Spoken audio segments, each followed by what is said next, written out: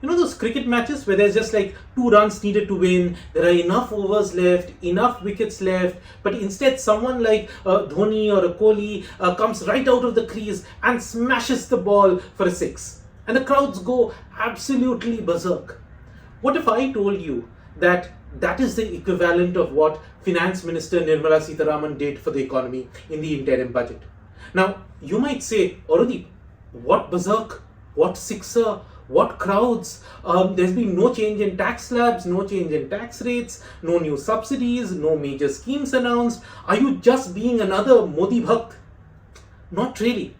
Don't believe me? Have a look at our bond markets. By the time the finance minister finished her speech, interest rates on government bonds had spiraled down. Now, this is the equivalent of the bond market literally taking off its t-shirt and whirling it in the air. Hello and welcome to The Bond Economist, your one-stop destination for professional advice on the economy. My name is Arudeep Nandi, and in this video, we find out what's the big deal about the budget. What does this say about the government's economic priorities?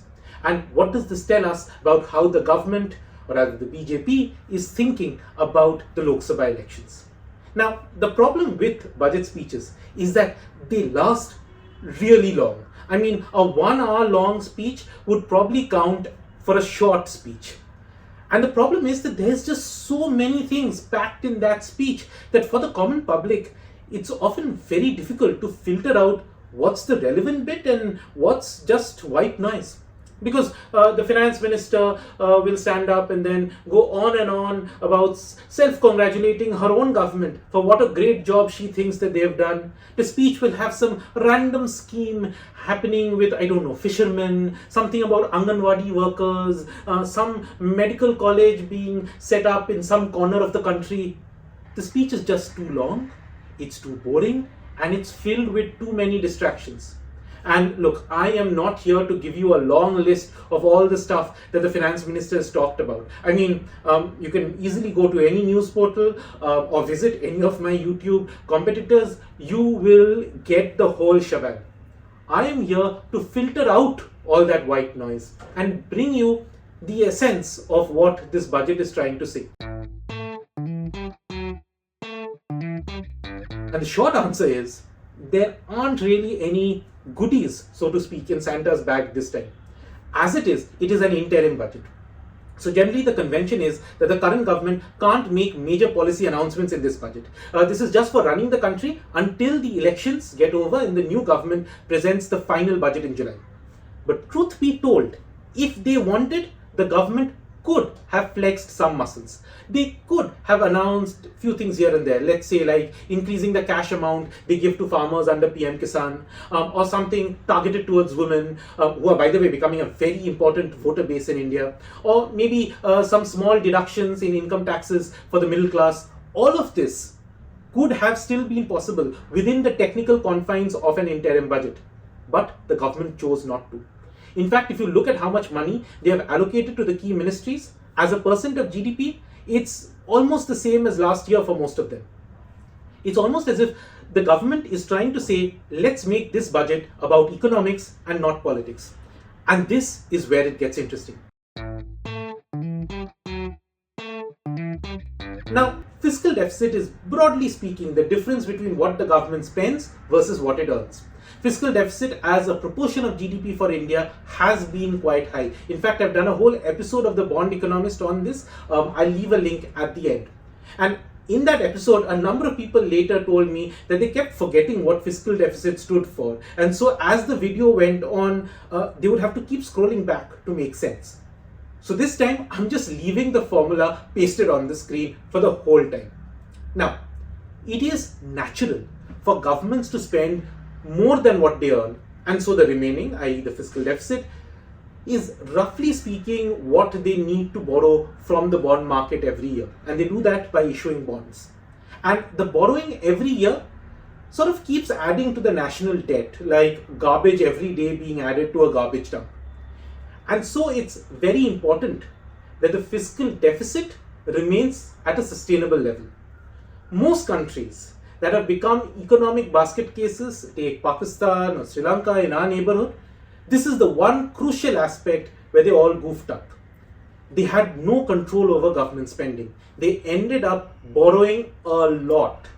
And then, when the economy wasn't growing fast enough to generate enough revenue for the government, the debt burden became unsustainable. And that became one of the major reasons that led them to go to the IMF with a begging bowl.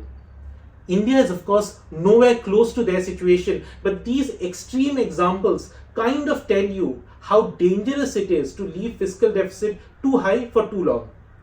And India's central government had increased its fiscal deficit sharply to over 9% of GDP during the pandemic, which is huge. I mean, we should ideally be looking at a pace of around 4% of GDP, if not lower, every year. Our national debt is currently over 80% of GDP. And because of our high debt levels, international rating agencies like Standard & Poor, Moody's, Fitch have rated the credit worthiness of India's government bonds just a notch above junk. Junk means that there is a high probability that if you lend to that country's government, it will just default. So whenever Indian companies need to borrow from abroad, they have to pay higher interest rates because India, according to these agencies, is just one level above junk. Now, the government of India has been livid about this. Every now and then they lash out against these credit agencies, saying that look how strong our country is, we deserve a higher rating. So, be it for our sovereign rating, be it for the general health of the economy, India needs to control its fiscal deficit. And in this budget, the government did just that. First, for the past year, that is FY24, the fiscal deficit target was 5.9% of GDP. On budget day, the finance minister got up and declared that, hey, we are not only on track to meet that target, but we will actually beat that target. We will get deficit down to 5.8% of GDP. Now, you might be wondering, what is the big deal with 0.1% of GDP? 0.1% of India's GDP is close to 30,000 crore rupees. That is more than what is needed to run a small ministry for a year. So, these 0.1, 0.2% of GDP, they may sound small, but they're actually pretty big. And also, this is very rare. Governments tend to struggle to control spending or get enough revenues to meet the year's deficit target. It's kind of a swag move to come up and say, we are so comfortably placed that our deficit is lower than what we had targeted initially. And then she declared something that made the whole bond market react like a shocked Pikachu face. Now, the general expectation was that the government will bring the deficit down in FY25, that's the next year, from 5.9, or as the government later said, 5.8% of GDP to around 5.3 to 5.4%. Finance Minister said, I will do you one better. I will bring it down to 5.1% of GDP. And while I'm at it, let me go one step even further. For FY26, 2 years ahead, our target was 4.5% of GDP. We are now targeting to go even lower than that. So 5.8% of GDP to 4.5% of GDP in just 2 years is a cut in the fiscal deficit by 1.3% of GDP. To give you a sense of how big 1.3% of GDP is, that is roughly what we as a nation spend on giving free food to over 81 crore Indians every year, plus what we spend on fertilizer subsidies every year to help our farmers. That is the amount of money that the finance minister is saying will either be cut or they will get somehow from taxes and other sources of revenues in the next 2 years. So remember how I started off saying that this is the equivalent of a Dhoni hitting a six when only 2 runs were needed? For the bond market, it's a bit like that. It's a massive overkill because the government is saying that forget next year, even for the year after that, we will be borrowing less from banks and financial institutions, which means that we will be issuing lesser amount of bonds. So the price of bonds will go up and price and interest rates move in opposite directions. So interest rates will come down, which is why by the time the finance minister finished her speech, interest rates started cascading down at the news. But while bringing down fiscal deficit is important, how the government is going to go about it is also very important. Yes, stable growth for India will mean that a government should get healthy tax revenues.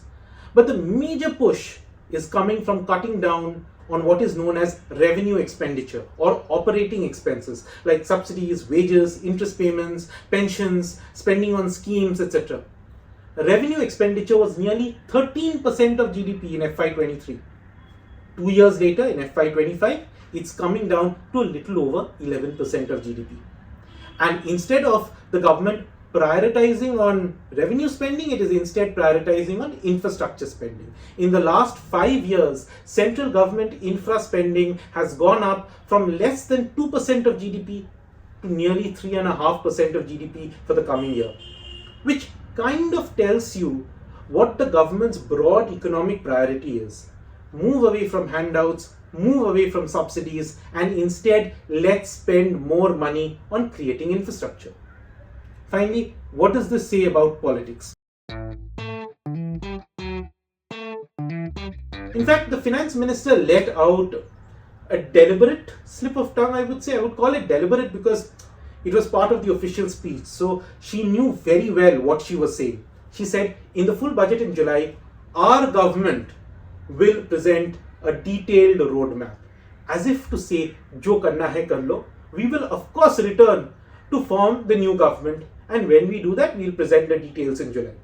That kind of shows you how confident they are for the general elections. See, if you are a citizen and you are looking for some relief in income tax in the budget, all this fiscal deficit stuff will sound like abstract crap to you. But the government is effectively telling you, look, we are not relying on you to vote for us because of some last minute cut in the tax rate or in the hope of some government scheme that we are announcing now.